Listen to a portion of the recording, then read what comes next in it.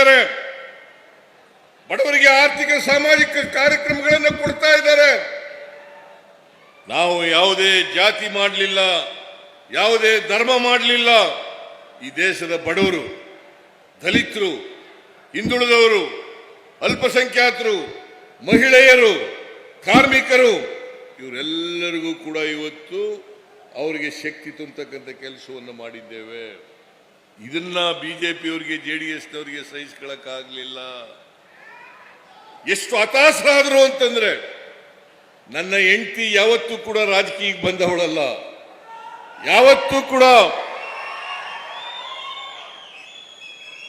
ಹೊರಗಡೆ ಬಂದವಳಲ್ಲ. ಅಂತೇವಳನ್ನ ಇವತ್ತು ಬೀದಿಗೆ ತಂದಿದ್ದೀರಲ್ಲ, ಇದು ನ್ಯಾಯನಾ? ನೀವು ಒಪ್ಕೊಳ್ಳಿಕ್ಕೆ ತಯಾರಾಗಿದ್ದೀರಾ ಅಂತಕ್ಕಂಥ ಪ್ರಶ್ನೆಯನ್ನ ಇವತ್ತು ನೀವು ಕೇಳಬೇಕಾಗ್ತದೆ. ಯಾವತ್ತೂ ಕೂಡ ಬಂದವರಲ್ಲ. ನಾನು ಏನ್ ತಪ್ಪು ಮಾಡಿದ್ದೀನಿ? ನಿಮಗೆ 5 ಗ್ಯಾರಂಟಿಗಳು ಕೊಟ್ಟ ತಪ್ಪ? ಅನ್ನಭಾಗ್ಯ ಮಾಡೋದು ತಪ್ಪ? ಇಂದಿರಾ ಕ್ಯಾಂಟೀನ್ ಮಾಡೋದು ತಪ್ಪ? ಕ್ಷೀರ ಭಾಗ್ಯ ಮಾಡೋದು ತಪ್ಪ? ಕ್ಷೀರಧಾರೆ ಮಾಡೋದು ತಪ್ಪ? ವಿದ್ಯಾಸಿರಿ ಮಾಡೋದು ತಪ್ಪ?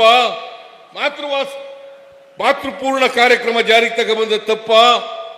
ನೀವೇ ಹೇಳಿ, ಏನ್ ತಪ್ಪು ಮಾಡಿದ್ದೀನಿ?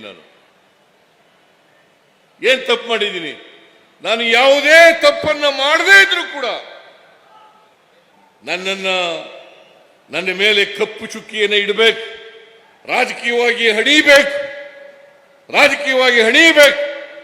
ಸಿದ್ದರಾಮಯ್ಯನವರ ಸರ್ಕಾರ ಒಂದೇ ಒಂದು ಕಾರಣ ಏನಪ್ಪಾ ಅಂತಂದ್ರೆ, ನಾನು ಹಿಂದುಳಿದ ಜಾತಿಗೆ ಸೇರಿದಂತವನು,